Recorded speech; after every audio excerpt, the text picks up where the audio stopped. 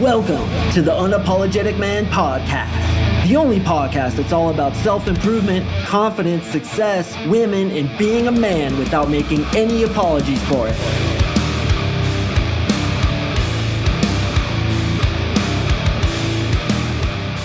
What's up, guys? Thank you for tuning in to another episode of the UMP. I really do appreciate you. And today we are going to talk about how I am going to save you from a life of absolute fucking misery, the second wife phenomenon. So without any further ado, boys, we are going to skip all the blatant advertising about my 3-month coaching program and jump directly into the content.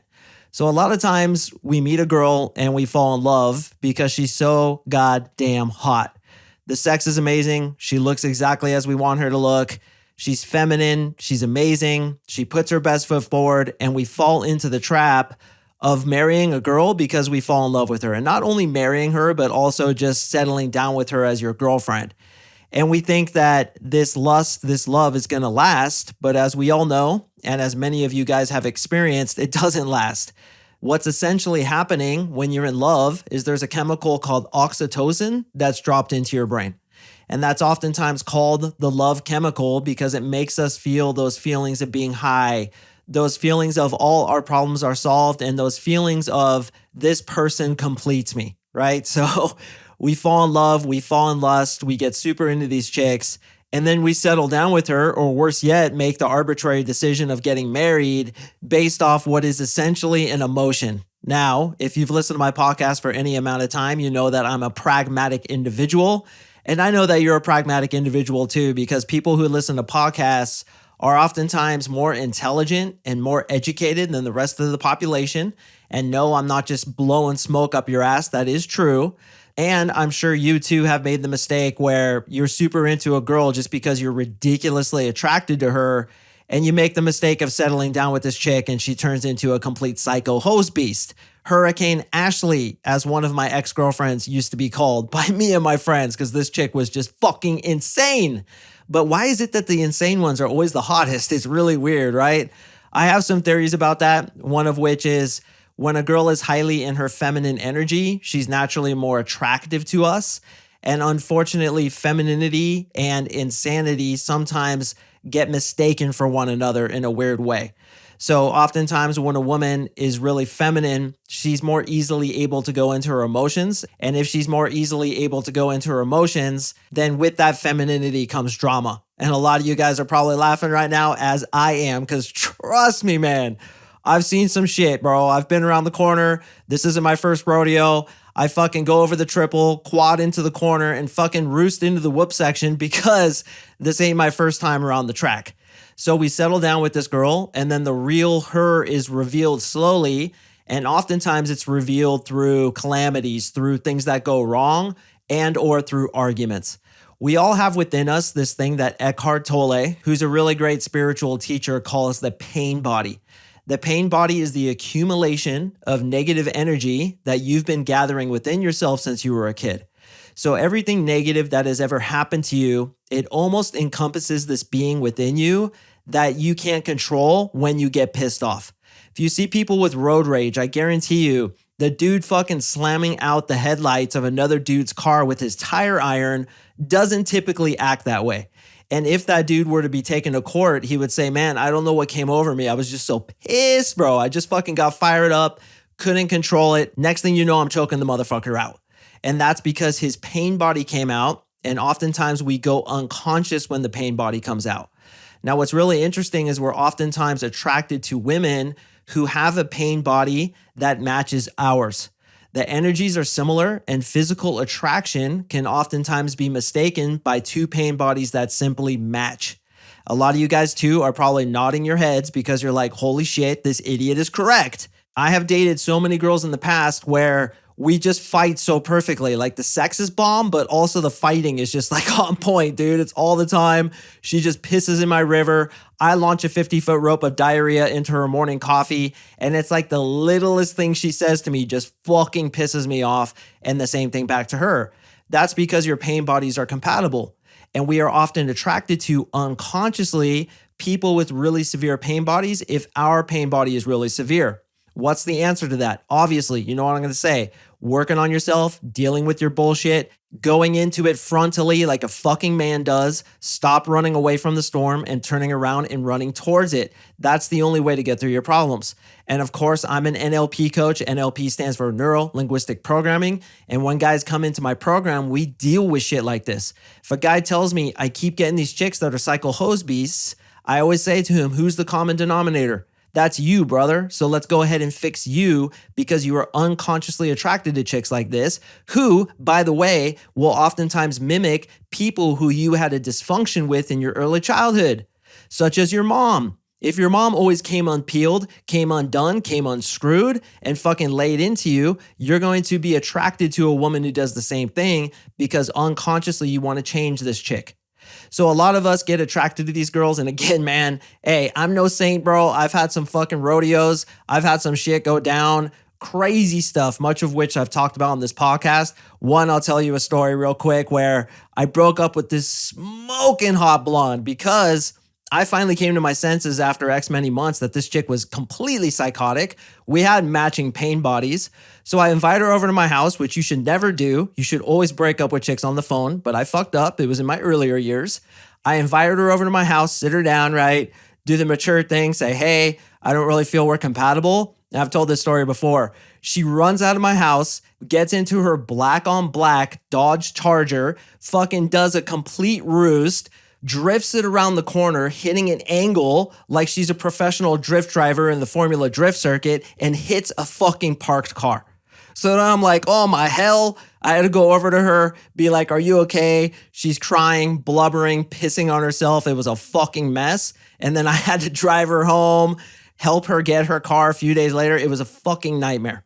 So that chick was absolutely crazy, but it was my fault because I was sexually attracted to her. And honestly, gentlemen, anytime something happens to you guys, I believe in a large part it's your fault. It's not always completely your fault. Obviously, a second party needs to be present in order to stab you in the back. But if you were attracted to that girl in the first place and you didn't follow your intuition, which by the way, I'm going to do a podcast about in the coming weeks, you didn't follow your intuition, it's your fault. You fucking married this chick, you settled down with her, you made her your girlfriend, you fucked up, bro. And it's always that moment when her pain body comes out and you're like, who is this demonic soul who I have never met before that is literally sleeping in my bed?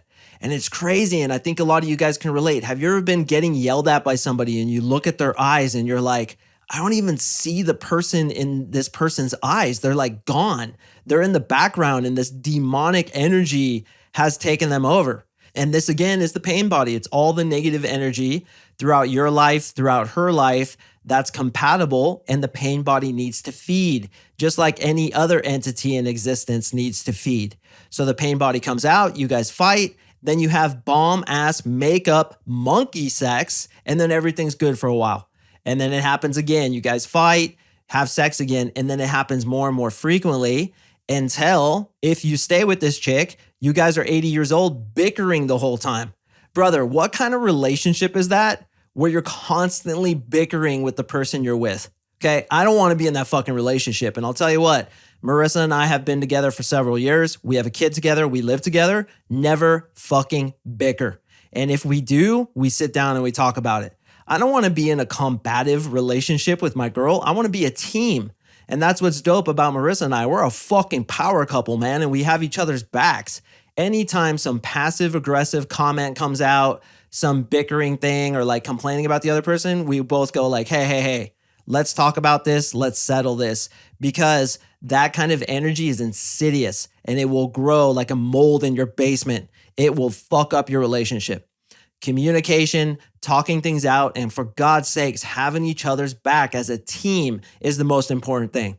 There's this concept in Navy SEALs called swim buddy. When they're going through their training, BUDS, basic underwater demolition SEAL team training, you get paired up with one dude and he's your swim buddy. If you fall out of the boat, he's pulling you back in. He falls down on the run, you stop and you help him keep going. And that's what Marissa and I call each other. We're swim buddies. I got your back. Nothing's going to fucking stop us from achieving our goals. And if you need me, I'm going to be there. And I hope you'll be there for me too. There's no bickering. There's no buying into the pain bodies. And I want to stress that we both have pain bodies and they do come out, but we're conscious of them. And when you're conscious of something, you can overcome it. Awareness alone is curative. So if her pain body comes out, I call it out. I say, hey, I think your pain body's coming out. And she's like, yeah, it is. Just give me a few minutes, because sometimes you just need to sit with it and watch it so that it goes away, because those things want to feed. All road rage, all fist fights, all fights between couples, nagging, bickering, passive aggressive comments, and anything else that has negativity behind it when you're dealing with other human beings is the pain body coming out. So I would advise you to be conscious of your pain body. The next time you get pissed off, be like, wait. This isn't me. This is like an energy field inside of me, the accumulation of all the negative shit that's happened in my life, lashing out because it wants to feed. Am I going to let this take me over? Or am I going to be conscious enough to watch it and say, no, man, go back to sleep. The real me is coming out, and I'm going to deal with this with equanimity and maturity. Okay, so we settle down with the hot girl. We've all done it. We marry the chick. She turns out to be a psycho hose beast. You guys get divorced, and you have to give her fucking 80% of your net worth. Okay, that's a completely different podcast episode. How dude after dude after dude in this country are just getting economic butt raped through things like divorce, etc. And I fucking think it's a big problem that hopefully is getting better with new litigation and new laws that are coming out. But I still think it's severely imbalanced. So you get screwed, and then you're like, bro, I'm not fucking with another girl again, because these chicks are psychos. Here's the thing, brother. Yeah, some girls are psychos, but there's a lot of really good women out there. And most guys, once they get divorced once, they start looking for different things in the woman who they're going to marry the second time. And this is the second wife phenomenon that I spoke about in the title. So before you settle down with the girl, pretend she's going to be your second wife, which means you're looking for more than just hotness. Her being able to give blowjobs that are so good that she could suck the shine off a Cadillac. Her giving amazing sex, her ass up high makes a motherfucker want to cry. All those parameters, they're important, okay? Like, I wouldn't tell you they're not, but they shouldn't be the only thing, for God's sakes. What you have to look for is integrity, doing what she says she's going to do, not talking shit about other people, because if she does that, she's going to talk shit about you. Not saying passive aggressive things to other people, not being easily angered. You need to see her pain body come out before you settle down with a woman. You need to see that shit and see if it's compatible with yours, and that's the reason you're attracted to her. Or is she able to control that pain body? She's dealt with it. I also ask, how much has she worked on herself? How good a team are we? Are we starting out in a way where we're constantly in a controversial state, trying to one-up each other, trying to beat each other down with passive-aggressive comments and or ego-based competitions where I'm trying to outdo her and she's trying to outdo me? Or are we a team? So when you look for your first girl, brother, even your next girlfriend, I want you to have all these parameters and look at her as the second wife phenomenon. Okay, yeah, she has to be hot. She has to give good sick duck. That all has to be there. But also these morals, these attitudes, these things that match yours. And for God's sakes, brother, check the pain body. The pain body has ruined so many relationships, so many marriages, and has made both men and women absolutely miserable because pain bodies are compatible. They are attracted to one another, and people don't vet the person who they settle down with. They instead just go on an emotional decision. Deciding anything emotional, yes, even those things that pertain to love, as it were, is a bad fucking decision. Never make your decisions based on pure emotion, on pure desire, on lust, which so many people do. I have seen guy after guy and girl after girl after girl go down and just marry a person who is completely not right for them. Inevitably, they get divorced a few years later, and then their parameters start to change. So I always ask myself, would this person be a person who I would want to spend the rest of my life with on a desert island?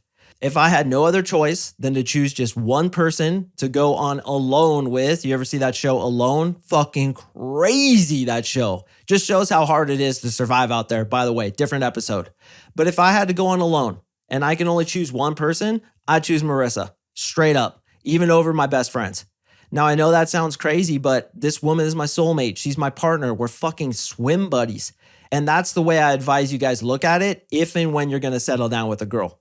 Now, understandably, if you're just going to do a few laps around the track with the chick for 3 to 6 months, you know she's not absolutely marriage material, but she's got bomb tits, a perfect ass, and a thigh gap you can park a Volkswagen Bug into. I get it. I've done a few laps like that too. And I'll tell you what, when you walk into a restaurant with a super hot girl, I'm talking a 10, and all the guys are giving you thumbs up and they're all fucking smiling ear to ear, it feels pretty good. Feels pretty good. Your ego's gonna get a little whoosh, smack upside the ass, dude, because you're like, yeah, I'm a champ.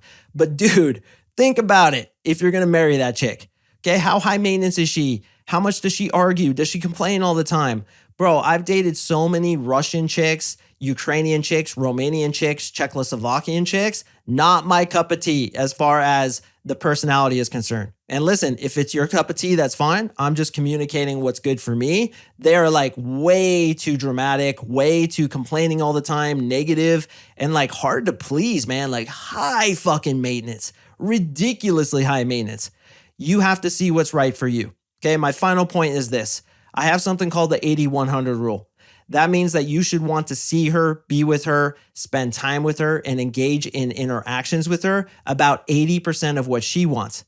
Now, not only is that going to keep her attracted to you and you attracted to her because of the masculine and feminine dynamic, he who wants less is the one who's in the masculine role.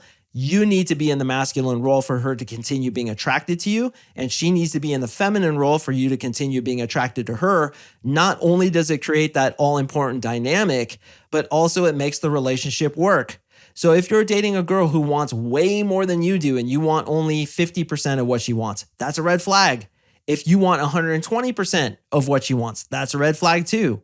So one thing I suggest is finding a girl who has all those morals, is honest, good heart, not dramatic, a go-getter in my opinion, but also who falls naturally into that 80-100 rule. With me and my girl, I just want to see her, spend time with her, be with her about 80% of what she wants, and that makes the relationship work. Because the one who wants less is the one who's in the leadership role, and you, my friend, have to be in the leadership role in order for her to maintain attraction for you. So we have all these parameters that oftentimes don't get set until you've been divorced once and you've had fucking 80% of your net worth taken by some psycho hose beast. Now, for any women listening, they're psychotic dudes too. Don't marry a dude who's a complete deadbeat just because you're in love with him, which happens so many times.